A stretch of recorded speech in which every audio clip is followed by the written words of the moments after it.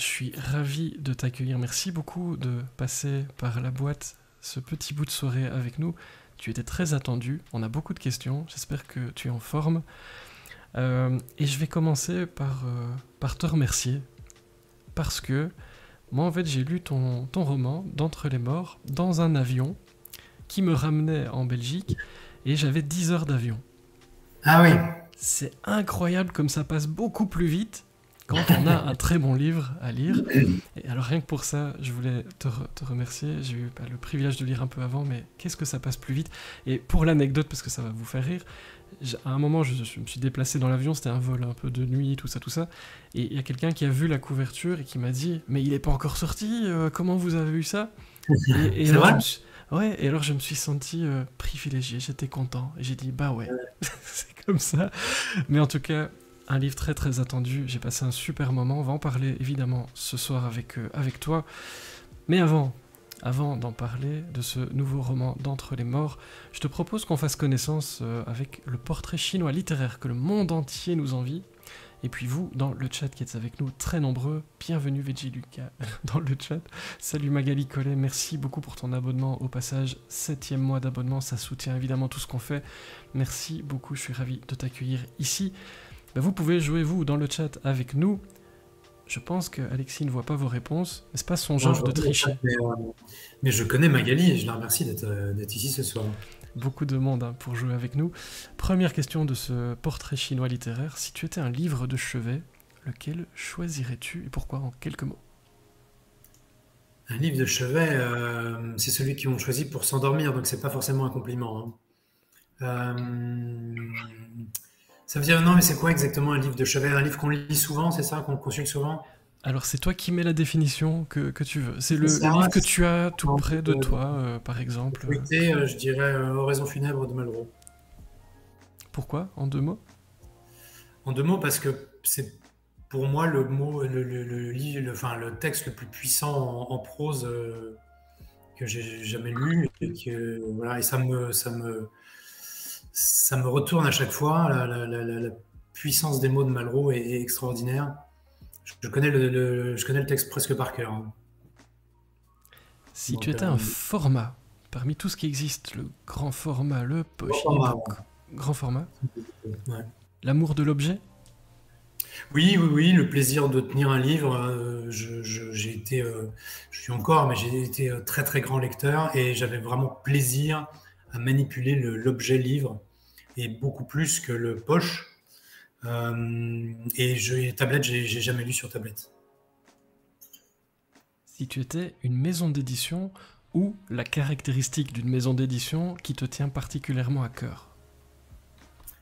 Écoute, je vais pas me forcer, mais je vais dire Michel Lafon parce que c'est eux qui m'ont découvert. Ils me font confiance, ils me suivent, ils m'encouragent.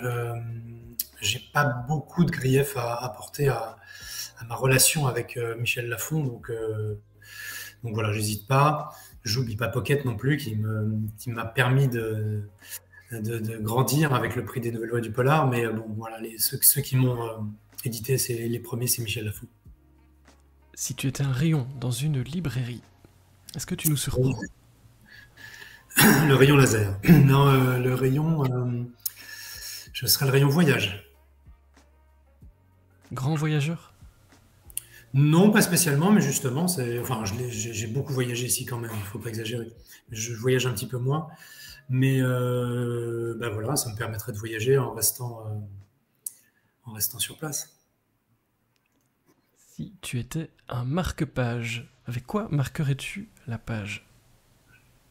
Alors, je marque la page avec le premier truc qui me vient. Je ne suis pas très marque-page et je ne corne surtout pas les pages de mes livres. Tu vas te faire beaucoup d'amis dans ce chat parce que il y a vraiment un combat entre ceux qui cornent et ceux qui ne cornent pas.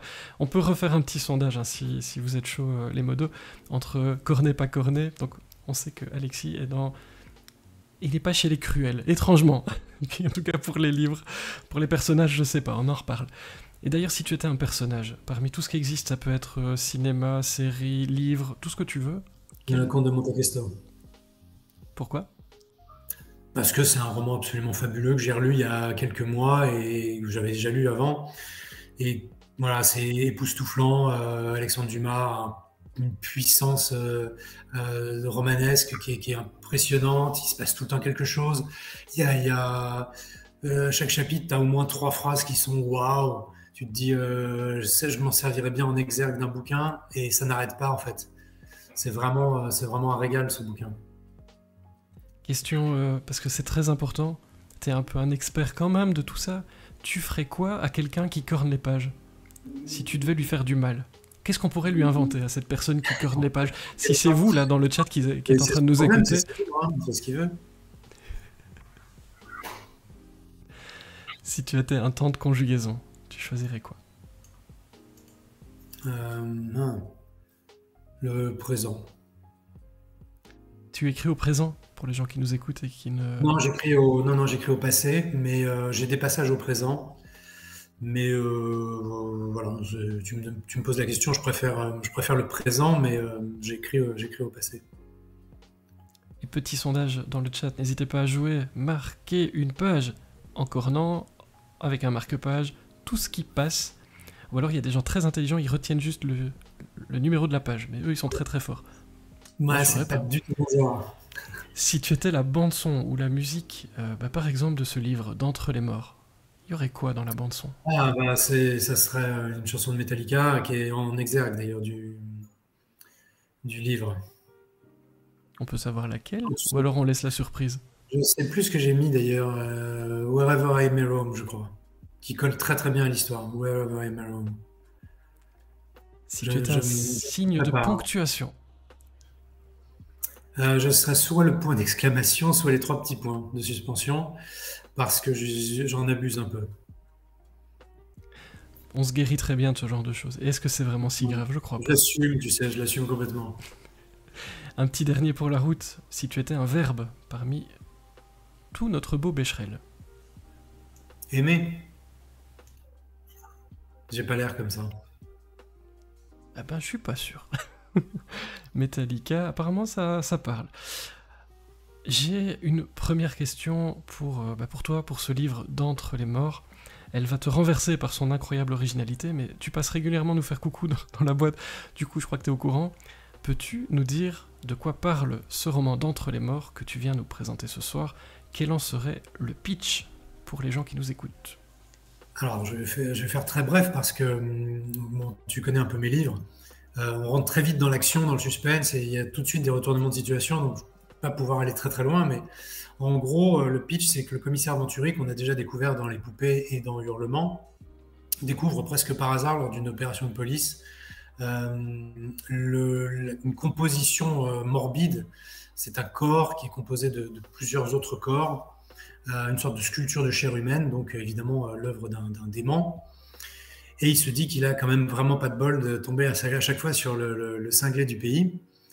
Et parallèlement à ça, sa partenaire, la criminologue Olivia Montalvert, est appelée sur une scène de crime, un charnier plus haut dans les hauteurs du pays, et des femmes qui ont été mutilées, et les parties du corps ne sont pas présentes. Donc on en déduit assez rapidement que ce sont ces parties qui ont permis de constituer l'espèce d'œuvre d'art en chair humaine. Et donc évidemment ils vont faire équipe pour essayer de trouver l'assassin, bien sûr. Et parallèlement à ça, on suit le destin d'une jeune femme qui quitte sa grande ville pour aller emménager dans une maison de famille qu'elle n'a pas occupée depuis des années et essayer de retrouver un petit peu son passé. C'est une femme qui est photographe et qui veut retrouver un petit peu ses racines, quoi. Et il va lui arriver des trucs. C'est un peu ça l'idée, et on vous en dit pas plus, il faut lire le livre. Au passage, bonsoir tout le monde, salut Nat, salut Christophe Tabar, salut Sylvie, bienvenue. Le résultat du sondage, est-ce que je vous ai induit... Est-ce que j'ai induit vos réponses? Personne ne corne les pages, donc personne ne veut que tu lui fasses du mal. C'est cool. Et marque-page, 50%, tout ce qui passe, 50%, vous voyez, vous êtes un peu mitigé sur la question, mais donc, en gros, vous marquez quand même les pages. Et au passage, parce que ça fait toujours plaisir, Kiko me dit, Nous sommes, à partir de maintenant, la 4e émission talk show en français, la plus regardée sur Twitch ce soir. Bah, merci d'être si nombreux avec nous. Ça fait plaisir de voir cette boîte qui grandit et puis qui accueille de très très grands talents. On va savoir pourquoi encore, parce que je ne m'en prive jamais. Tu l'as un peu abordé dans ton pitch. Comment doit commencer un bon roman, selon toi?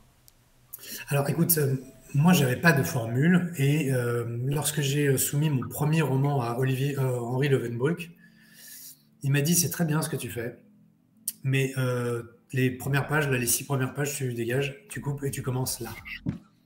Et donc j'avais fait une ambiance, ça montait en puissance, c'était inquiétant, etc., etc. Et il me dit non, tu commences, première ligne c'est un coup de couteau et ton mec il meurt. Donc j'ai foutu à la poubelle plusieurs pages et il m'a dit est-ce que tu te souviens de la première ligne de ton bouquin? Donc j'ai réfléchi, il me dit bon voilà déjà tu réfléchis donc c'est pas bon. Il faut tout de suite que la première ligne soit choquante parce que voilà. Et il dit on oublie, nous auteurs, on oublie souvent ça, mais c'est une règle essentielle. Donc moi bon ben voilà, je lui demandais son avis, donc c'était pas pour ne pas faire ce qu'il me demandait, enfin ce qu'il me recommandait. Donc j'ai fait ça, scolairement, bêtement. Et après j'y ai pris goût. Je me suis dit ça peut être marrant de commencer à chaque fois de façon ultra brutale et de projeter tout de suite le lecteur dans l'action, dans le suspense. Donc c'est un peu ma signature, mais voilà, c'est pas de moi, c'est d'Henri Leeuwenbruck. Et puis c'est toi qui as décidé d'écouter le conseil. C'est important aussi d'avoir comme ça des gens à qui on peut poser des questions quand on écrit des livres, quand on fait ce qu'on fait, de pouvoir avoir l'avis de quelqu'un dans l'assistance. Oui, j'ai la chance d'être entouré d'auteurs de talent qui sont des amis proches avec lesquels on partage tout et enfin on partage tout, on n'hésite pas à être franc, honnête et à être de bonne foi, tu vois, de meilleurs conseils possibles. Donc c'est déjà précieux, c'est déjà rare. Mais si on se remet dans le contexte de l'époque, moi j'étais pas édité, j'étais personne. Hein. Enfin si tant est que je sois quelqu'un maintenant, mais j'étais complètement anonyme et j'avais rien publié encore. Donc j'ai la chance d'avoir un ami qui s'appelle Henri Leeuwenbruck qui me donne des conseils. Le mieux, c'est quand même d'écouter ce qu'il a à me dire et voilà, ça ne peut être que positif. Et au passage, bonsoir Maya Oti qui nous a rejoint. Je vois tous vos messages. Dans le bain direct, je valide, ça c'est un peu la tendance, donc ta signature, elle plaît quand même. Et puis dans ce livre, on retrouve un cow-boy et une mentalo. Ça fera plaisir à beaucoup de monde. C'était une évidence pour toi de retrouver ces personnages. Est-ce que tu peux nous en dire un mot pour les gens qui ne savent pas du tout pourquoi je parle de cow-boy et de mentalo? On ne sait jamais, on va raccrocher. Ils ont donné un surnom, mais c'est pas du tout la même utilisation, puis c'est pas du tout ça n'a pas la même portée. Lui, il s'appelle Victor Venturi, c'est un flic d'une bonne 55 ans, bien tassé, qui est bourru, qui est râleur, qui est jamais content, qui est extrêmement exigeant avec tout le monde, qui est très très pressé, il voudrait que tout soit arrivé dès qu'il en fait la demande. Mais bon, ça marche et malgré tout, il est apprécié parce qu'il est efficace, parce qu'il va souvent trop loin, mais il respecte quand même les gens. Et c'est un sacerdoce, quoi. C'est plus un métier, c'est un sacerdoce. Donc voilà, c'est une légende de la police. Il a déjà tué, ce qui est un drame pour lui. Il en a tiré une certaine gloire, donc c'est à double tranchant. Voilà pour le background, et c'est pour ça qu'on l'appelle le cow-boy, parce qu'il est un peu solitaire, parce qu'il est un peu en marge de la loi, et puis il est un peu flingueur, quoi. Et à côté de ça, il y a Mentalo, Olivia Montalver. Donc Mentalo, c'est une sorte de jeu de mots qu'a trouvé son père quand elle était gamine. Et c'est une jeune nana qui a l'air beaucoup plus jeune qu'elle n'est en réalité, mais qui a l'air de sortir de la fac et qui est très brillante, mais qui n'est pas du tout sûre d'elle. Et du coup, elle échafaude des théories, elle dit il faut y aller doucement, etc. Et lui, c'est absolument incompatible avec sa méthode, donc il la pousse, il la bouscule. Et évidemment, quand on bouscule les gens qui ont du talent, il en sort des choses de talent. Et du coup, elle ose des trucs qu'elle n'oserait pas, elle ose des théories, et souvent elle voit juste, pas tout le temps, hein, c'est pas un super-héros, hein. Elle se trompe comme tout le monde, et c'est intéressant qu'elle se trompe aussi, mais en tout cas, il la pousse à essayer à sortir le meilleur d'elle-même. Et du coup, cette association complètement improbable, elle est complémentaire. Et il s'envoie des bonnes vannes. Voilà. On va y revenir aux bonnes vannes, parce que c'est évidemment une des questions qui Bonnes vannes, reviennent. je sais pas. Moi, ils me font rire. Voilà. Eh ben écoute, moi aussi, et on va parler de leur utilisation, parce que c'est pas gratuit, c'est pas anodin. C'est un duo qui marche très bien, tu l'as dit. Ça se répond très bien, ça se complète très bien, ça permet des situations géniales. C'est quoi un bon personnage, d'après toi? Quand tu les crées, tu te dis, il faut quoi? Alors, moi je pars du principe que l'histoire c'est la Bible. C'est-à-dire qu'il n'y a rien au-dessus, c'est ça qui doit primer. Si j'ai pas d'histoire, je vais pas commencer à écrire. Donc voilà, j'ai mon histoire. À partir du moment où j'ai mon histoire et que je pense qu'elle est assez forte pour tenir le lecteur pendant 350, 400, 450 pages, peu importe, parce que je ne sais pas encore combien de pages ça va prendre, mais sur tout un bouquin, je vais y greffer un certain nombre de choses, dont les personnages, évidemment, qui sont fondamentaux. C'est eux qui vont accompagner le lecteur dans cette aventure tout au long de ces pages, tout au long de ces chapitres. Donc il faut qu'ils collent parfaitement. Mantalo et le cowboy, j'y suis très attaché, mais si ça colle pas, tant pis, je vais en créer d'autres. S'il y a d'autres personnages avec d'autres personnalités qui vont mieux aller pour l'histoire que j'ai imaginée, je ne vais pas me gêner, je vais me débarrasser d'eux. Et quitte à les reprendre plus tard, hein, c'est pas grave, mais je veux dire, c'est dans cet ordre-là que j'écris. Je me dis pas, bon, les gens ont aimé Mantalo et le cowboy, qu'est-ce que je vais bien pouvoir pondre comme bouquin? C'est pas du tout ma logique. En fait, ce qui s'est passé, c'est quand j'ai écrit Hurlement, j'étais content de ce duo, mais je ne savais pas trop comment ça allait se passer, si c'était comment j'allais les retrouver. C'était la première fois que je faisais une répétition de personnages. Donc j'ai commencé à écrire des textes courts, des petites mises en situation pour voir ce que ça donnait. Et tout de suite, c'était naturel. Tout de suite, je les ai retrouvés immédiatement comme si on voyait des amis à un bistrot, quoi.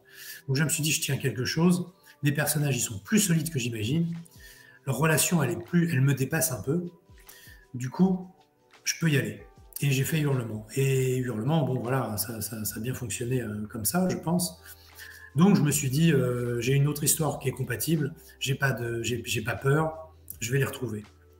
Le seul truc, c'est que c'est particulier, il faut que leur relation évolue.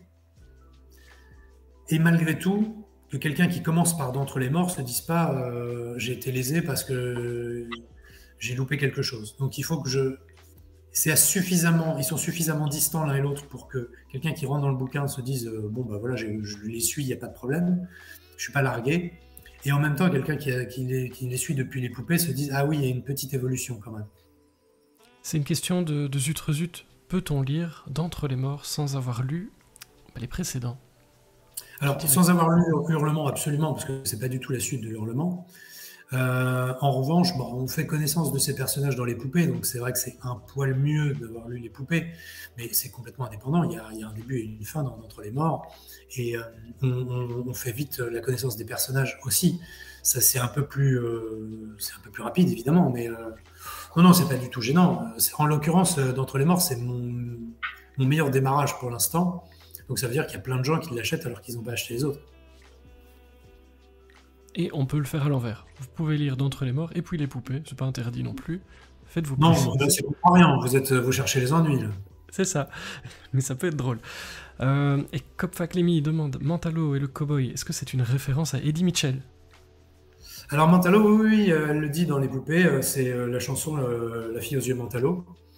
Et il y a ce dialogue où elle lui dit parce que j'ai les yeux verts, et Venturi il la regarde, il dit mais ils sont bleus vos yeux. Elle fait ouais bon, bleu-vert c'est pareil. Et il est atterré parce qu'elle est un peu dans la lune et tout, et lui il est très terre à terre, et il dit vous les psys, vous êtes tous cinglés. Et sans transition, on dirait qu'on a fait ça toute notre vie. Venturi, Montalver, c'est l'association de la police et de la psychologie criminelle face d'un même jeton au service de l'enquête. Ce sont des domaines que tu maîtrises ou est-ce que tu fais appel à des experts pour les utiliser de manière crédible? J'ai cru voir passer quelque part que tu faisais relire par exemple par des gens assez doués dans la partie psychologie pour être sûr d'être bon. Tu as une collection d'experts comme ça à portée de main pour voilà, tout ce qui est police, tout ce qui est psychologie. Sur ce qui est police, alors déjà, en commençant comme par la police, je me suis pas mal documenté avant. Donc, quand j'ai des doutes, je vais quand même regarder sur Internet et tout. Il y a beaucoup de choses qui vont pas, hein, on va pas se mentir. Les délais pour obtenir des commissions rogatoires, déjà, il n'y a pas beaucoup de commissions rogatoires, mais les délais pour les obtenir, les délais pour obtenir des bornages, des trucs comme ça, c'est pas du tout la réalité. La réalité, c'est très très lent, hein. La justice est très lente, sauf dans les affaires extrêmement médiatisées, voilà. Mais c'est quand même, c'est très procéduré. Là, moi, bon, mes bouquins, il faut qu'ils aillent vite, donc tout va vite. Mais il y a quand même une logique, il y a quand même, les termes sont corrects, etc. Pour la psychologie, c'est beaucoup plus dur parce que c'est une discipline médicale, paramédicale, à laquelle je suis étranger, j'ai pas fait d'études. Donc, je peux pas, moi, utiliser de vocabulaire de psychologie, psychanalyse, psychiatrie, sans les maîtriser parfaitement. Du coup, moi, j'écris en tentant un peu ce qu'on appelle au poker des semi-bluffs, tu vois. Je me dis, bon, si ça passe, ça peut passer, ça peut être ça, hein. Je me documente un peu, j'écris pas n'importe quoi quand même, mais voilà, je me dis, ça peut passer. Et je me fais relire par deux psychologues qui me disent là, non, pas du tout, il faut réécrire ce passage-là. Là, oui, oui, oui, très bien. Et puis des fois, même, ils argumentent un peu plus. Et ce qui est drôle, c'est que mon éditrice, Maïté Ferracci, est passionnée de psychologie, donc elle aussi, elle met son grain de sel là-dedans. Donc je suis bien encadré. Et pour l'anecdote, elle me dit tiens, voilà des références de bouquins qu'il faudrait que tu lises pour tel passage et tout. Je dis, mais Maïté, je vais pas me mettre à me taper des bouquins de psychologie pour un chapitre, quoi, ou pour un paragraphe, c'est pas possible. Donc voilà, je reste malgré tout grand public, c'est pas du tout, c'est pas des essais sur la psychologie criminelle, c'est du spectaculaire, mais avec une base crédible. Voilà. Et ça va te faire plaisir. Moi, ça me rappelle une phrase de ma maman, hein. Donc Géraldine qui nous dit « Attendre 1 an et le lire en si peu de temps, Oui. c'est juste long d'attendre le prochain. » Ma maman, c'était avec les plats, elle cuisinait pendant des heures et on mangeait ça en 15 minutes et elle nous regardait, mais Ouais. prenez le temps, qu'est-ce qui se passe? Ça se lit très très vite. Et puis, on va en parler aussi de cette cadence. Ce duo, on en parlait tout à l'heure, c'est l'occasion d'incorporer une dose d'humour dans ce roman qui est très sombre, notamment par les dialogues. En quoi l'humour est-il un ingrédient indispensable pour toi? Il sert à quoi? En fait, alors déjà, il sert à quelque chose, mais pour commencer, moi, dans la vie, je suis quelqu'un de. Enfin, je laisse un peu de place à l'humour, je suis pas toujours très drôle, mais en tout cas, j'essaye. Donc, je vois pas pourquoi, dans mes bouquins, il y en aurait pas. Un livre, ça doit un peu ressembler à son auteur, et un livre trop sérieux, moi, ça m'ennuie un petit peu. Voilà. Après, c'est vrai que dans le roman noir, il n'y a pas beaucoup d'humour. C'est un peu un code. Il faut que le flic fasse la gueule, qu'il ait perdu sa femme ou qu'il ait un cancer. Voilà. Moi, ça m'ennuie. Hein. Ça m'ennuie royalement. Donc, je voulais pas qu'ils traînent un boulet comme ça. Je voulais des gens normaux avec leurs problèmes, leurs maladies, mais leur pudeur aussi. J'ai une fascination pour les gens qui ont des gros problèmes, des gros secrets. Et justement, ils gardent ce problème secret, ils les gardent pour eux. Et il faut vraiment le savoir, il faut vraiment percer la cuirasse pour arriver à comprendre ce qu'il fait, enfin, ce qu'ils ont au fond d'eux. Et du coup, je me suis dit, je vais essayer de retranscrire cette pudeur. Et cette pudeur, c'est le secret du cow-boy, quoi. Et en même temps, ça l'empêche pas de vivre, ça l'empêche pas d'être lui-même. Donc, il balance des vannes, et il tombe sur une nana qui lui répond. Donc ça, c'est un peu, j'allais dire, à l'image de moi, j'ai envie qu'il y ait de l'humour. Point. Deuxièmement, on pourra en parler longtemps, hein, donc je vais faire court, mais deuxièmement, je m'en sers, et ta tournure de phrase est importante, c'est à quoi ça sert? C'est utile. Parce que contrairement à ce qu'on peut imaginer, ça ne désamorce pas le truc. Ça crée un ascenseur émotionnel. C'est-à-dire qu'il va y avoir un chapitre ou deux où on va être un peu rigolé, on va se balancer des vannes, il va y avoir des traits d'humour, etc. Et le chapitre d'après, ça va être une découverte de cadavres et vous allez vous la prendre en pleine gueule. Et c'est beaucoup plus violent quand on vient de sortir on a souri, au moins souri, je ne peux pas rire, mais au moins souri, et qu'après, boum, on se retrouve avec oh merde, il est mort lui. Ça fait un choc qui est beaucoup plus violent, je pense, que s'il y avait tout le monde fait la gueule pendant tout le bouquin, et d'un seul coup, il y a une scène de crime. Ah oui, bah, on s'en doute, hein, c'est un polar, tout est noir depuis le début, donc voilà. Je préfère ce genre de montagne russe. Et d'ailleurs, c'est aussi vrai pour mon rythme. On change de rythme tout le temps dans ces bouquins. Et c'est ce qui fait que, je pense, le lecteur ne s'ennuie pas. Moi, je me suis pas ennuyé. Alors, pour Martine à la plage, c'est la porte à côté, comme on dit chez moi. Ouais. Tu plonges dans la noirceur de l'âme. Ma question est, elle peut paraître naïve, mais est-ce que c'est facile d'en ressortir une fois que tu as terminé de travailler sur cette histoire? Parce que Oui, parce tu que vas dans la noirceur, vraiment. oui, mais bon, ça reste une œuvre de fiction et je suis conscient que c'est imaginaire, hein. Donc j'ai pas de problème de cet ordre-là. Mais mes problèmes sont autres. C'est qu'est-ce que je vais bien pouvoir inventer la prochaine fois, et voilà, c'est un peu plus simple que ça. Mais oui, oui, on en sort. Je vois ce que tu veux dire. On n'est pas, je suis pas, je suis pas comment fasciné par la noirceur, par le mal, par ce genre de choses. Le retour à la vie réelle, quand on termine un livre aussi, c'est facile Oui, oui, ou parce tu que restes avec moi, les personnages, avec les j'ai pas histoires? de rituel, j'ai pas de rituel d'écriture, donc je fais, j'écris de façon assez naturelle, donc je peux écrire un peu n'importe où. Donc si tu veux, j'ai pas de cassure, j'ai pas d'un retour à la vie puisque je l'ai jamais quitté. Mhm. Donc non, non, c'est pas compliqué pour moi. Et ça rejoint une question qu'on voit beaucoup dans le chat, alors finalement je vous relais avec grand plaisir. Tu disais, c'est pas toujours évident, on se dit qu'est-ce que je vais bien pouvoir raconter après. Tu vas la chercher où l'inspiration, et notamment par exemple sur les thématiques psychologiques dont tu parlais, qui t'intéressent, qui t'animent. Où vas-tu chercher l'inspiration? Et je t'interdis de me répondre après l'expiration. Ah oui.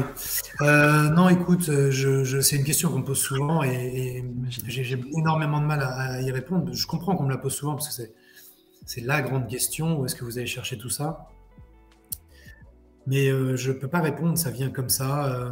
Alors, il y a des idées qui viennent en voiture ou en regardant la télé, mais ça peut être une page de pub, ou je sais pas, c'est vraiment très incongru. Et on se dit, oula, attention, là je tiens un truc. Donc il faut vite le noter parce que les idées malheureusement s'échappent aussi vite qu'elles sont entrées. Et puis, je vais aller quand même un petit peu plus loin. Il y a des fois, c'est des assemblages d'idées pas terribles qui font une grande idée. C'était le cas des poupées, où l'idée de base était vraiment bof, et où je l'ai aggloméré avec une autre idée que j'ai eue, je peux évidemment pas spoiler, et l'assemblage des deux faisait waouh. Enfin, pour moi en tout cas, ça faisait waouh. Donc je me suis dit, là, je tiens un truc, et c'était l'assemblage d'une idée intéressante et d'une idée un peu merdique, mais l'association des deux faisait que ça donnait vraiment beaucoup d'ampleur, et ça me permettait de tenir vraiment mon lecteur pendant toutes ces pages-là. Après, bon, chaque bouquin se compose, se construit différemment. Pour les poupées, c'est presque le titre qui m'a donné l'idée du bouquin. Bon, j'avais déjà l'idée, hein. Mais en partant du titre, je me suis dit, ah, je peux partir dans cette direction-là, c'est intéressant. D'entre les morts, il a fallu que je galère pour trouver le titre. Et voilà. Donc, c'est jamais complètement pareil. Beaucoup de rebondissements, de suspense, ça vous l'avez compris. La mise en scène qui enclenche l'enquête dans le roman d'Entre les morts est bien glauque. Tu en as vaguement parlé dans ton pitch, on va pas beaucoup en révéler parce que c'est pas utile. Et je vous laisse profiter. Est-ce que tu as parfois peur d'en faire trop dans ce côté glauque? Est-ce que tu te dis, tiens, le curseur est parfois compliqué à placer? Non, d'entre les morts, pas trop, parce qu'il n'est pas très violent, il n'est pas très. Bon, il est glauque, parce que, voilà, je l'ai dit, il y a un assemblage de corps humains et tout, évidemment, c'est sordide et c'est macabre, mais c'est un peu tout ce qu'il y a dans le bouquin, et après, il y a des crimes plus classiques, etc. Là où j'ai vraiment poussé le curseur très loin, c'était dans le hurlement, et j'en avais conscience, et j'étais prêt, quand j'ai rendu mon manuscrit à mon éditrice, j'étais prêt à faire des concessions, mais très peu. Très, très peu. Je voulais que ça soit très très violent et je l'ai conçu comme ça. Et elle m'a dit, donc elle m'a dit ça faut le supprimer, ça faut supprimer, ça faut supprimer. J'ai dit d'accord et c'est tout. Je voulais pas en supprimer davantage.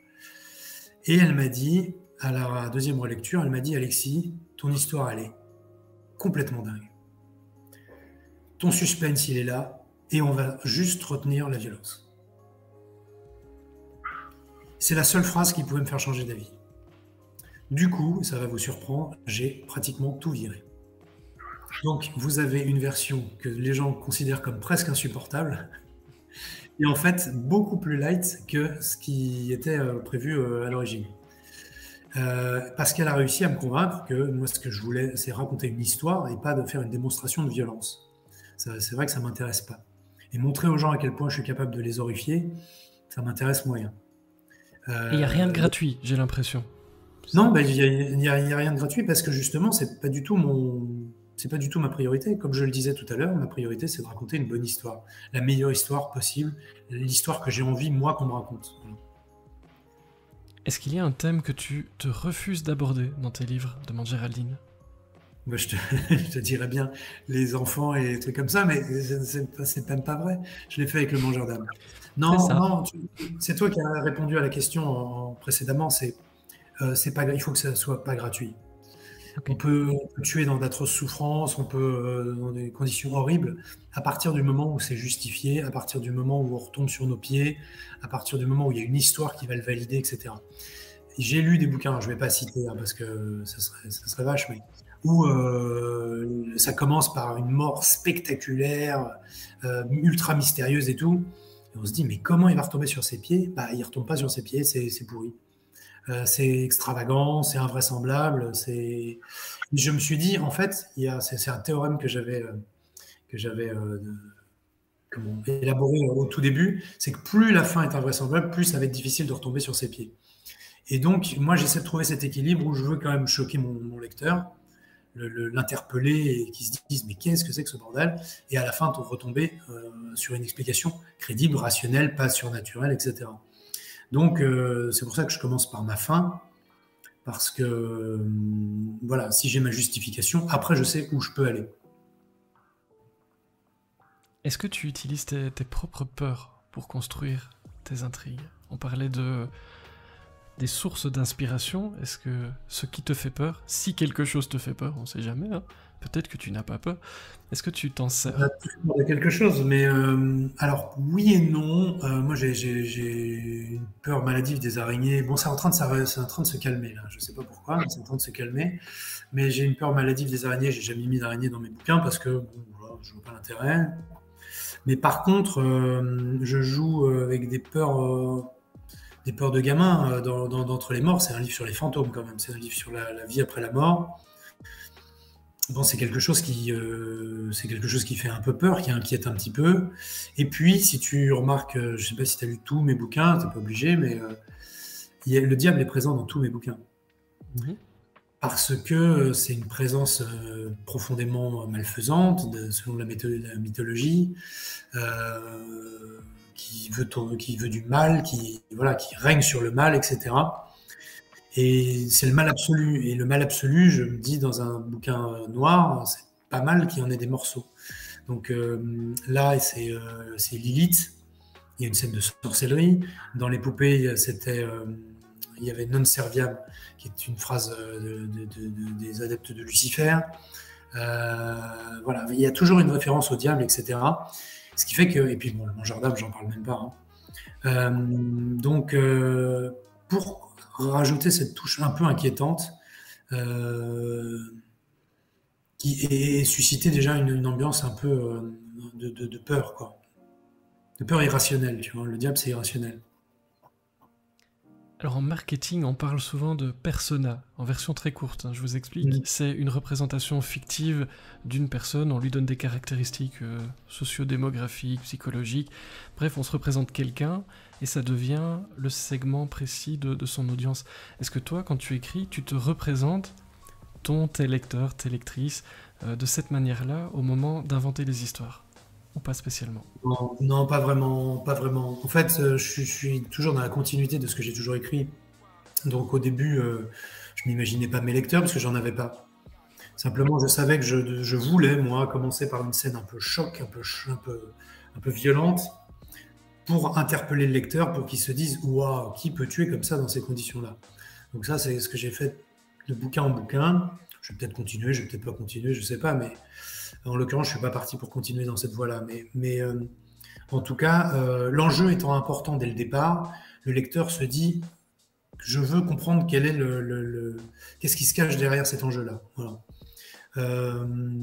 Ça, c'est un peu ma recette jusqu'à présent.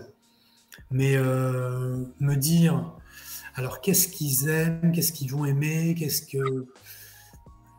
je peux pas dire que je me le dis pas, je me pose pas du tout la question pendant tout le bouquin, mais c'est pas du tout comme ça que je construis mon histoire. En fait, je raconte ce que j'ai envie de raconter et j'imagine la réaction des gens en fonction de ce que moi je raconte.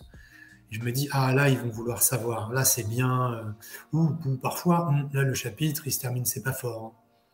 Il se termine normalement, mais je peux faire mieux. Donc je note dans mon petit comment ça s'appelle, chapitrage, là, dans mon petit document de chapitrage, revoir la fin. Voilà. Parce que je veux que la fin de chaque chapitre, si possible, soit un peu marquante. Mais non, je n'écris pas vraiment en fonction de mes lecteurs. Donc tu joues avec toi-même, parce que j'ai l'impression que les défis, les petits challenges personnels, allez, on va corser un peu la fin de tel chapitre, ça te procure quoi comme émotion de jouer avec les nerfs des futurs lecteurs? Parce que clairement, on est là-dedans. C'est pour ça qu'on écrit. Enfin, je raconte pas ma vie, je change pas la vie des gens, je leur apprends pas des choses, je leur procure des émotions, de la peur, du suspense, je les interroge, je les manipule. Voilà, ça c'est intéressant.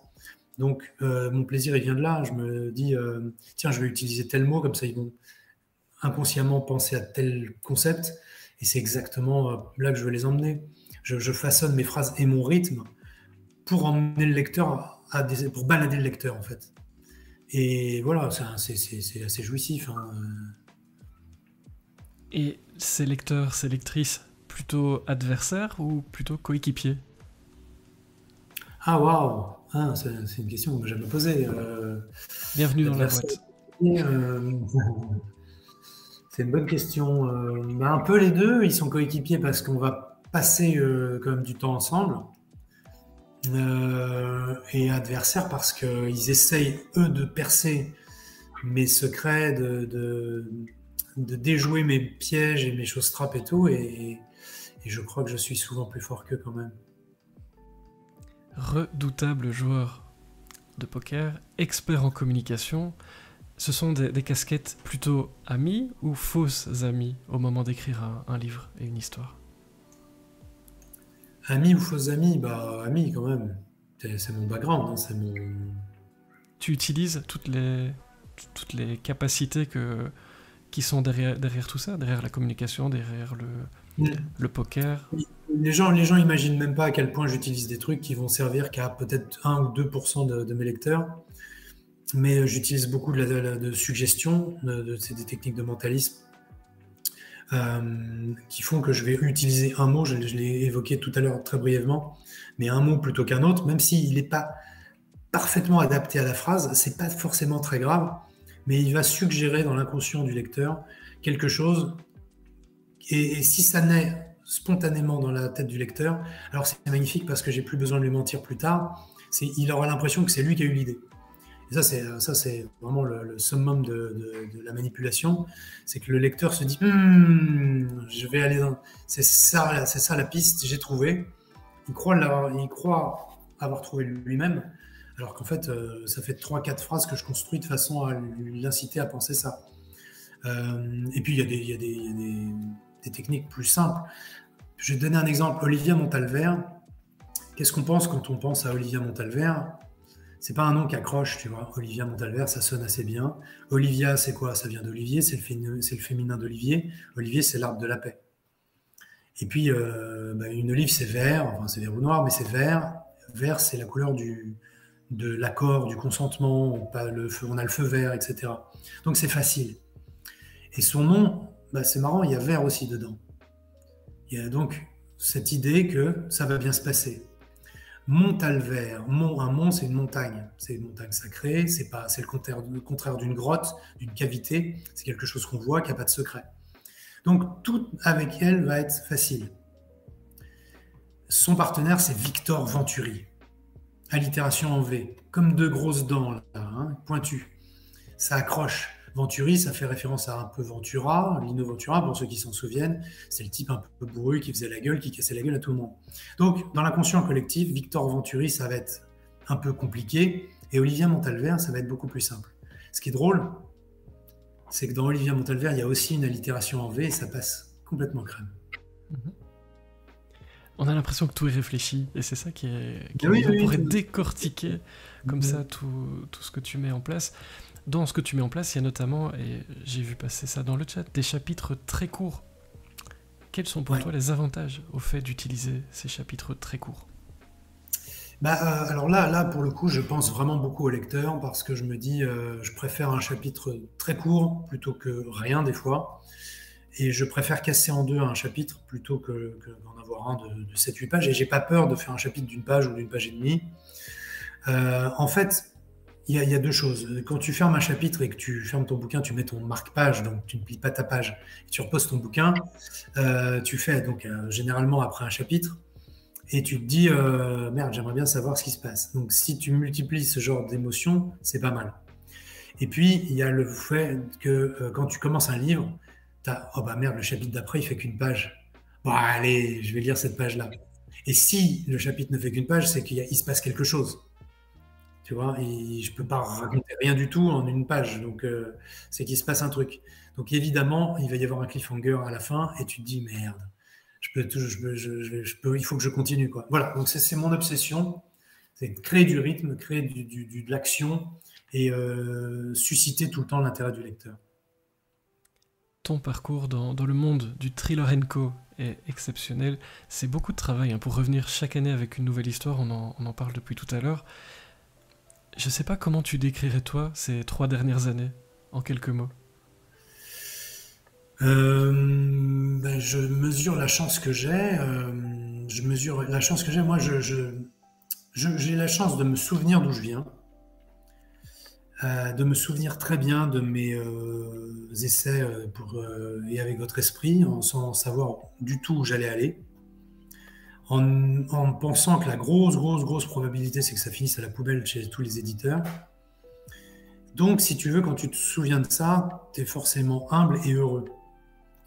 Humble parce que je suis pas passé à côté, je suis pas passé loin de ce que ça aille à la poubelle, tu vois. C'est aussi il y a une part de chance, il y a une part de ce que tu veux, mais enfin, ça pouvait très mal se passer. Et on m'aurait dit, voilà, tu vas vendre tant et tu vas être adapté au cinéma, j'y aurais jamais cru. Donc ça se produit maintenant.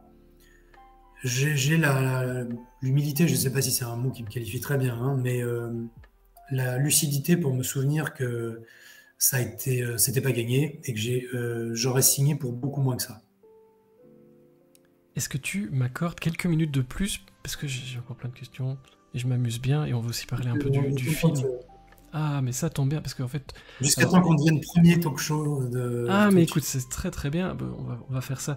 Non, parce qu'il y a une pétition qui est en train de se lancer pour qu'on continue à papoter ensemble. Si tu veux, je suis au boulot alors, si tu veux. Oui, on va en parler du boulot parce qu'on a l'impression que tu n'arrêtes pas. Mais avant ça, on était dans ce parcours qui est incroyable. Et pour ne rien gâcher, tu enchaînes les prix. J'ai une question bête, mais est-ce que tu as acheté de nouvelles étagères? Parce que je crois qu'il va y en avoir besoin à un moment. On voit hein, sur ce bandeau, vous voyez sur la couverture, lauréat de beaucoup de prix. Zut demandait tout à l'heure, est-ce que le prix, par exemple, des Mordus de Thriller, ça apporte quelque chose? Et quoi? Est-ce qu'il y a une étagère en plus de prévu? Est-ce qu'il y a une étagère en plus? Il y avait une étagère où il n'y avait rien, donc c'est une étagère où maintenant il y a des prix. C'est vrai que je ne sais plus trop les foutre, mais c'est plutôt agréable. Ce que ça apporte, alors que ce soit un grand prix ou un petit prix, ça a quand même ça apporte un vrai plaisir parce que, pour deux raisons, il y en a peut-être plus, mais déjà c'est gratifiant, tout simplement, ça fait plaisir. Des gens apprécient ce que j'écris, donc c'est quand même vraiment très positif. Et puis, c'est un peu la récompense d'un travail très solitaire. Écrire, t'es tout seul pour écrire. Il y a éventuellement quelqu'un qui te relit une fois que c'est fini, mais c'est quand même très solitaire. Et là, d'un seul coup, ton bouquin ou tes bouquins, ils sont livrés au public et les gens te donnent des prix. Donc, c'est la fin de la solitude et le début de la récompense. C'est vraiment, vraiment gratifiant. Après, oui, je vais pas mentir. Il y a des prix qui sont beaucoup plus importants que d'autres en termes de notoriété, d'impact commercial, etc. C'est vrai. Ceux que j'ai mis en couverture, j'en ai eu plus que ça, mais ceux que j'ai mis en couverture, ce sont les plus connus, les plus vendeurs. Mais pour autant, c'est toujours un vrai honneur et une vraie joie d'être récompensé. Est-ce que ça met la pression sur tes épaules aussi? Non. Non, non, au contraire, ça me fait un peu. Non, non, ça me permet de voler un peu plus haut, de prendre plus confiance. Non, non, ça ne met pas de pression. Alors, Ce qui met de la pression, c'est d'avoir un peu de succès Mhm. et de sortir un nouveau bouquin. Je crois que ça, à chaque nouveau bouquin, si le public continue de me suivre et si le succès continue de monter, je pense que je vais avoir des moments difficiles pour la sortie de chaque bouquin parce que là, j'ai bien stressé avec D'entre les morts. Et je me souviens, depuis les poupées, je suis mort de trouille, mort de trac. Eh ben, juste retour des sols. Tu fais flipper tout le monde, bah, tu stresses un peu, après tout, pourquoi pas. Très très bonne Bon. question de Magali Collet hein, dans le chat. Je vais te la piquer et en faire une question récurrente. Quel est l'objectif que tu aimerais atteindre, le but ultime où tu te dirais j'ai tout réussi? Être adapté au cinéma? Ah merde, non, c'est fait ça. Mais ouais, je rigole, hein, mais je suis super content. Donc, qu'est-ce qui pourrait me en vendre suffisamment pour pas me prendre la tête? Enfin, me prendre la tête, je me prends pas la tête, parce que j'ai un métier en plus, mais m'en vendre suffisamment pour être comment, détaché de toute contrainte financière, voilà, et pouvoir me dire, bah, j'ai envie d'écrire sur des poneys mutants qui décident d'envahir la Lune. C'est mon délire, on va voir, tu vois. Donc, Sous pseudo, ça passe. je vous épargne quand même ce bouquin, mais voilà, que j'ai une certaine forme d'insouciance et de liberté. Enfin, bon, je n'ai pas vraiment de contraintes non plus, il faut être honnête, mais l'étape, pour être tout à fait honnête, voilà, l'étape, ça serait d'en vendre suffisamment pour gagner ma vie confortablement et pas faire autre chose. My Little Pony on the Moon. Oui, ça pourrait le faire. Et on reprend on a décidé un jour de créer les éditions du Trou du fond du jardin pour Ok. tous les livres qu'on n'ose pas sortir. Donc on ferait une maison Ouais. d'édition qui sortirait que les trucs qu'on n'ose pas, qu'on se dit non, je vais le laisser dans un tiroir. Et ben ça, en fait, avec le poney, ça m'intéresse. Plus Bon. sérieusement, c'est une des questions qui revient souvent. On voit tes multiples casquettes. Il y a le poker, il y a plein de choses. Comment on fait pour jongler avec tout ça? Est-ce que tu dors? Bah, peu, hein. Non, mais je rigole pas, je dors 5 heures par nuit à peu près. Et c'est compliqué, non, non, c'est compliqué. C'est compliqué, le plus compliqué, c'est de bon, dégager du temps, c'est compliqué, mais ça se fait encore. Mais ce qui est compliqué, c'est que j'ai un poste à responsabilité ici, et il faut que je puisse me libérer l'esprit. Un livre, ça sort pas comme ça, hein. Donc, actuellement, normalement, sur les années précédentes, j'ai déjà un livre de prêt. J'ai déjà un livre pas éditable, mais qui peut être en processus de relecture pour l'édition. Là, j'ai 50 pages et je suis pas sûr de partir dans cette direction. Donc, en gros, j'ai rien. Donc, c'est un peu plus, voilà, c'est un peu plus stressant. Et pour D'entre les morts, ça a été un peu chaud parce que c'est un livre qui est complexe, il y a plus de personnages que d'habitude et tout, plus de retournements de situation. Et j'avais peur de ne pas pouvoir le finaliser, lui donner la dernière touche qu'il faut et tout, et de consacrer assez de temps. Bon, finalement, quand je suis parti en vacances, j'ai pu lui consacrer pas mal de temps. Mais c'est vrai que ça a été compliqué. Ça a été compliqué. Et ça sera sans doute plus compliqué pour le prochain. Ça, Il ça sera plus simple. annonce un pur bonheur. Bonjour la vie de famille, nous dit Agrippine. Tu vois, en plus, on s'inquiète pour toi au passage. Oui, oui, oui. On parlait des prix, mais il y a aussi les salons, parce que tu es régulièrement dans des événements, parfois comme parrain, de plus en plus, j'ai l'impression. Ça représente quoi pour toi ces moments de rencontre? Alors déjà, être parrain, c'est pareil, c'est un peu comme un prix, hein, c'est une récompense qu'on accorde. C'est que un salon et les organisateurs de salon se disent, l'Epsker, il va être bien pour représenter notre salon, donc il va faire venir du monde et il va porter notre image. Donc c'est pas rien, hein, c'est quand même une sacrée responsabilité. Donc ça aussi, c'est une vraie récompense. Et puis le contact des gens, bah, c'est ce que je disais tout à l'heure. Écrire, c'est un loisir, un plaisir solitaire. Et d'un seul coup, tu rencontres les gens que tu voulais faire frémir, réagir, etc. Et qui te disent waouh, c'est bien, parce que ceux qui n'ont pas aimé, ils viennent pas. Donc c'est peut-être pas un reflet fidèle de la qualité de tes bouquins, puisqu'il n'y a que les gens contents qui viennent te voir, mais en tout cas, c'est vachement plaisant.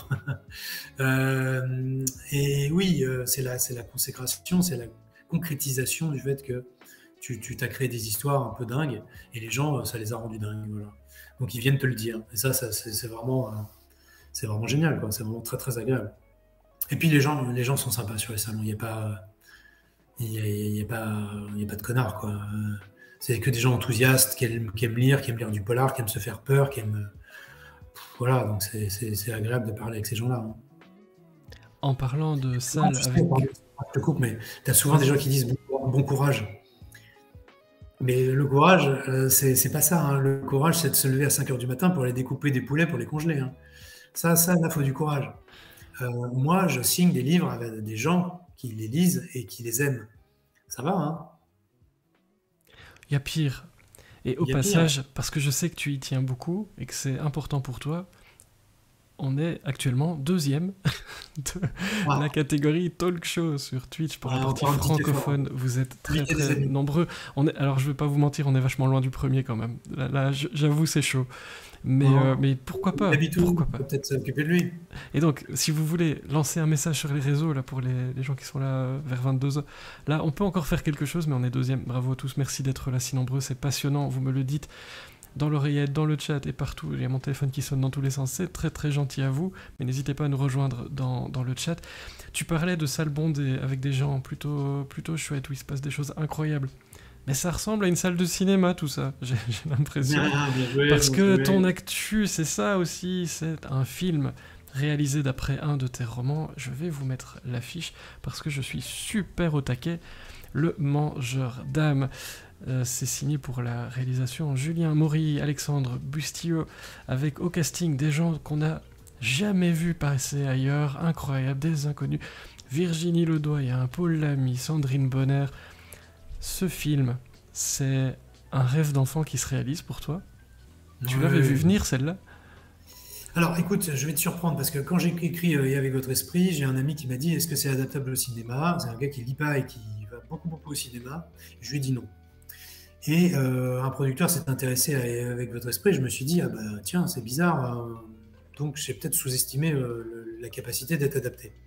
Quand j'ai écrit avec Le Mangeur d'âme, je me suis dit il faut que ce soit adaptable, mais pas dans le sens où je veux que ça soit adapté, mais je veux que ça soit cinématographique. Je veux que ce soit un film, quoi. Je veux que les gens aient l'impression de regarder un film. C'est marrant. Et ce qui est drôle, c'est que c'est mon roman le plus violent, avec le sujet le plus scabreux et le plus délicat, et c'est celui qui est adapté. Et le deuxième, plus violent, plus délicat, plus scabreux, c'est Hurlement. Et ben, il est en cours d'adaptation aussi. Donc, comme quoi, tu vois, Attention, que j'ai du bon presque neuf. tort de me mettre des limites parce que c'est ça qui plaît. Et au passage, et ça va te faire plaisir après ce stream, pas le choix, il faut acheter ces bouquins, zut. Et ça, comme le dit Agrippine, bah ça va pas arranger les piles à lire.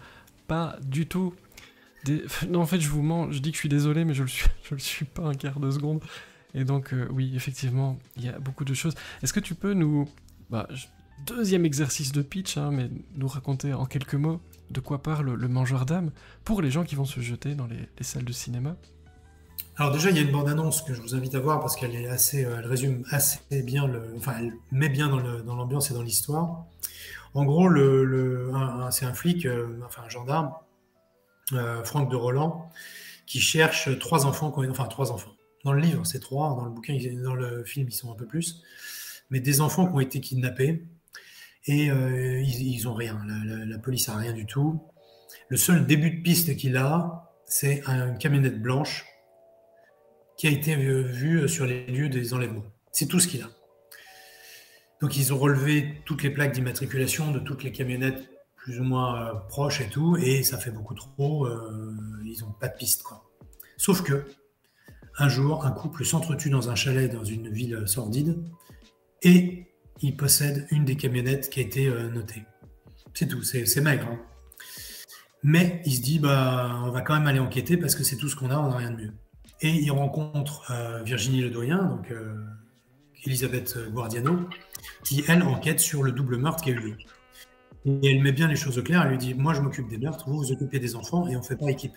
Évidemment, ils vont être un petit peu dépassés par leur enquête et ils vont évidemment faire équipe pour traquer le mangeur d'âme, qui est une légende du coin, une légende très malsaine, une sorte de diable, de croque-mitaine qui vient pour enlever les enfants. Et voilà, j'en dis pas plus. Et vous avez la bande-annonce qui vient d'apparaître comme par magie dans le chat. Kiko est au taquet. On va peut-être se la regarder pour terminer tout à l'heure. Je vais préparer ça pendant qu'on discute et on se quittera, à mon avis, là-dessus. Je vais essayer de vous préparer ça pendant qu'on discute. Est-ce que tu as travaillé sur l'adaptation du scénario ? Oui et non. Alors, je ne suis pas scénariste, mais j'ai été consulté. On a fait une grande réunion de travail, plusieurs réunions au téléphone et puis des échanges de mails assez conséquents. Mais si tu veux, j'ai pas eu besoin je me suis pas insurgé parce que déjà, ils ont voulu coller au livre. Bon, ils sont convaincus d'avoir collé au livre. C'est pas tout à fait la réalité, mais c'est pas ça qui est le plus important. Surtout, la façon dont ils se sont appropriés l'histoire, les personnages et tout, me plaisait. Je trouvais ça convaincant. Il faut être très clair, c'est pas le livre, c'est leur interprétation du livre. Donc, ne vous dites pas, je vais voir le livre en film. Ça sera pas ça. Vous serez déçus comme vous serez déçus à chaque fois que ça arrivera. Hein. Vous allez voir une interprétation du mangeur d'âme. Et moi, on me dit souvent, vous imaginez Virginie Ledoyen ou Elisabeth Guardiano ? Pas du tout. Pas du tout. Je l'imaginais un peu plus jeune, avec un carré et blonde foncée. Donc, et plus petite. Donc, physiquement, elle ne ressemble pas du tout. Au niveau du tempérament, ils ont inversé les rôles. C'est-à-dire que c'est elle qui est un peu... qui mène la danse, alors que dans le livre, c'est lui, il a de l'humour, il vanne et tout. Dans le film, il n'a pas du tout d'humour. Donc, on pourrait se dire, ils n'ont pas été fidèles, etc. Mais c'est pas facile de retranscrire des émotions dans un livre qui va durer 400 pages et dans un film qui va durer 1h30, 1h40. Comprendre, comme c'est dans le livre, que l'humour, c'est finalement une façon de cacher quelque chose, comment veux-tu le faire en 1h30 ? C'est très compliqué. Et pour revenir à ce que je disais tout à l'heure, Virginie Ledoyen, je ne l'imaginais pas comme ça, mais c'est pas ça la question. La question, c'est, est-ce qu'elle le fait bien ? Est-ce que sa façon d'interpréter Elisabeth Guardiano est convaincante ? Et moi, la réponse est oui, clairement oui. Donc, je te propose... on va regarder la bande-annonce. J'ai préparé ça pendant que tu nous expliquais tout ça. Et on va voir si on voit passer Virginie dans la bande-annonce. Je vous mets ça tout de suite.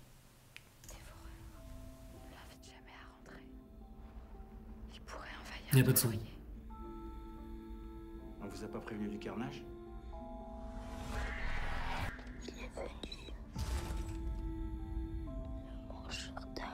Tous ces enfants se sont volatilisés dans des villes voisines. Ils ont disparu quand ? 6 mois. Ils se sont clairement jetés l'un sur l'autre. Et je suis catégorique sur ce point. Qui a fait du mal aux enfants, Evan ? Il est ici. Si le mangeur d'âme existait vraiment. Je suis persuadé qu'il y avait quelqu'un d'autre présent au moment des faits. Arrête-toi ! Tous ces morts là, on n'est pas dans une légende. Les probabilités de retrouver un mineur après 48 heures sont quasi nulles. Mais on a tous besoin de comprendre. Evan n'est plus à l'hôpital. Il a disparu. Si tu entends le murmure de sa forêt,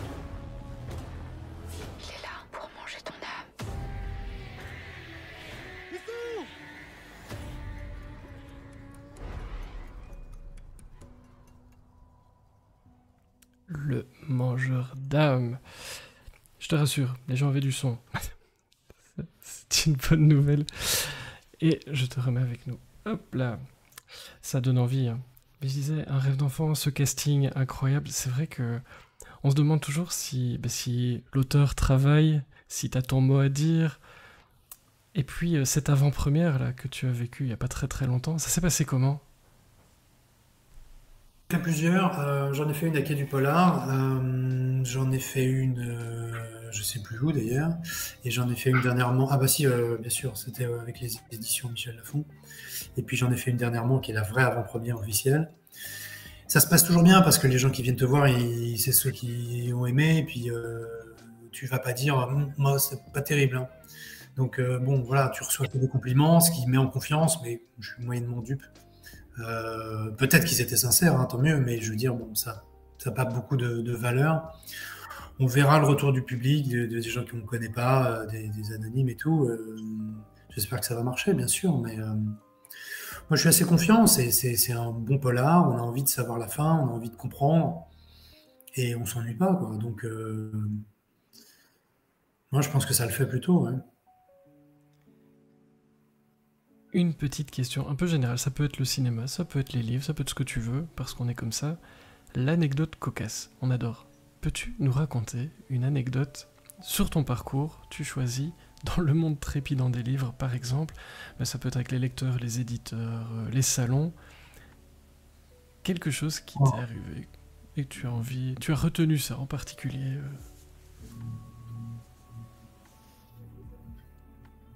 Je suis dans la voiture avec Olivier Ball. On revient d'une séance de jeu de rôle et on discute de bouquins, évidemment, parce qu'on a pas mal de routes. On va chez Henri Lovenbruck et on habite à l'opposé de chez lui. Nous, on habite tous les deux au nord de Paris et lui, il habite au sud de Paris.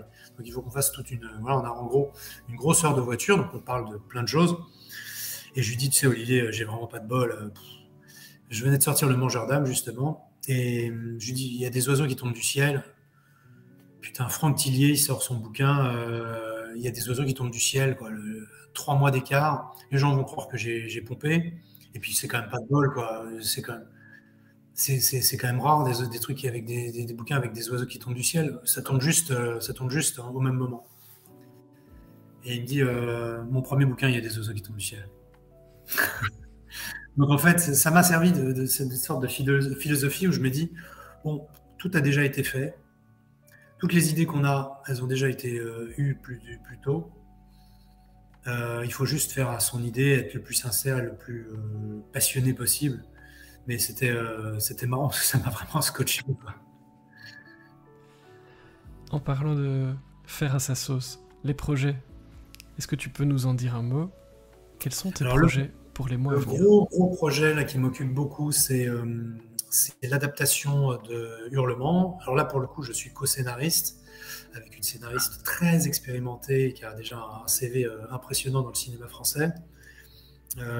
Et on va rencontrer mardi prochain, un comédien très connu qui veut jouer Venturi et il le ferait très bien. Donc j'espère vraiment que ça va bien se passer. Il a lu le scénario, il a adoré le scénario. Il veut juste qu'on retouche quelques passages parce qu'il trouve que ça lui va pas bien.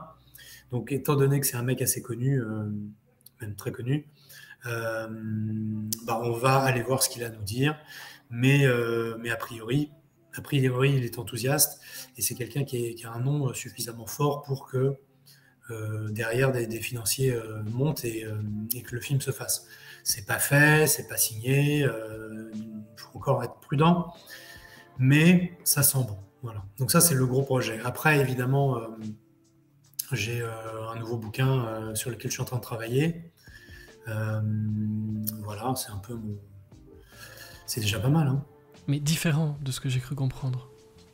Oui, alors je voulais faire un huis clos dans une villa avec des auteurs de polar. Et je me demande si je vais pas repartir avec une histoire un peu plus chaude et noire. Alors pendant la fin, vous pouvez jouer dans le chat. Qui voyez-vous pour interpréter Victor Venturi? Alors ça, on propose Jamel Debbouze. Ouais, il y a quelque chose. Il y a une idée. Ouais. Bon, vous pouvez donner vos idées. On va voir si vous tombez. Enfin, Je pense pas qu'il va nous le dire. Regardez, il a son visage sérieux de quelqu'un qui ne va pas, qui ne va pas nous le dire. Ce serait bête de nous Non, le je dire peux pas d'ailleurs. vous le dire parce que c'est pas signé et puis Et il puis, a pas moi, donné son- j'aime bien les surprises en plus. Mais vous pouvez jouer. Comme ça, on verra. On reprendra le chat quand on l'apprendra et on verra ce qui ou pas était dans le bon ou pas du tout dans le bon. Une question traditionnelle de la boîte et puis je te donnerai évidemment le mot de la fin. Imaginons que cette boîte puisse te faire traverser le temps et que tu te retrouves quand tu avais une dizaine d'années. Tu aimerais dire quoi à cet enfant que tu étais avec tout ce que tu sais aujourd'hui? Je lui dirais d'avoir confiance en lui et de ne pas perdre du temps. Je lui dirais que le premier obstacle dans la vie, c'est celui qu'on se fixe soi-même. C'est ses peurs, c'est ses appréhensions, sa peur de l'échec. Et qu'il faut surmonter ça parce que ça va passer. Ça finit par passer. On peut arriver à surmonter des choses qu'on n'imagine pas. C'est pas évident, ça marche pas tout le temps. Faut pas croire au miracle, mais je crois vraiment à ça. C'est qu'on est notre première barrière en fait. Et en parlant de ce qu'on croit, alors on a Vincent Cassel, Dujardin, Thomas Sisley, Philippe Bass, je connais pas. J'avoue. Mais ça fait. Je vois vers quoi vous allez. N'hésitez pas, vous pouvez continuer pendant le petit mot de la fin. Pas de bluff, malheureusement, de ma part sur ce coup-là. C'est un comédien qui s'est mis un peu en retraite ces 4-5 dernières années. Je connais pas exactement sa filmographie, mais qui a fait des très grands films et qui est méga connu. On verra. En tout cas, j'ai hâte de voir ces hurlements mis sur grand écran. Pas de bluff, je le disais, malheureusement, l'émission est presque bientôt terminée. Restez bien avec nous, c'est passé très très vite. Hein. Un peu comme quand je lis ton livre, finalement, c'est assez cohérent. Je te laisse évidemment le mot de la fin pour refermer le couvercle de cette boîte qui était la tienne. Que souhaites-tu nous dire pour conclure ton passage parmi nous?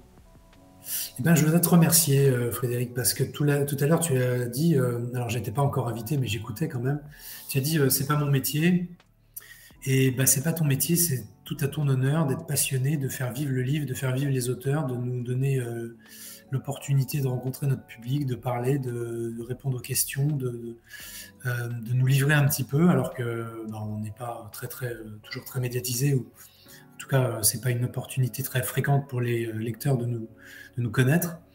Donc, merci parce que tu fais ça avec passion, avec des auteurs qui n'ont pas forcément beaucoup de talent, hein, contrairement à moi. Non, je plaisante évidemment.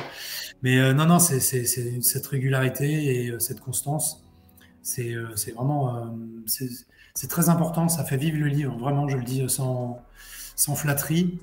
Maintenant, c'est fini, l'émission est terminée, donc j'ai même plus besoin de flatter. Mais je peux te réinviter encore, hein, fais attention. Ouais. Ben justement, tu vois, raison de plus. Non, mais je suis sérieux, c'est des gens comme toi qui font vivre le livre parce qu'il n'y a pas beaucoup d'espace culturel à la télé, dans les médias, en tout cas en France. Et avoir des gens qui lisent les livres, qui aiment les auteurs, qui aiment en parler, eh ben, c'est très bien, ça fait plaisir.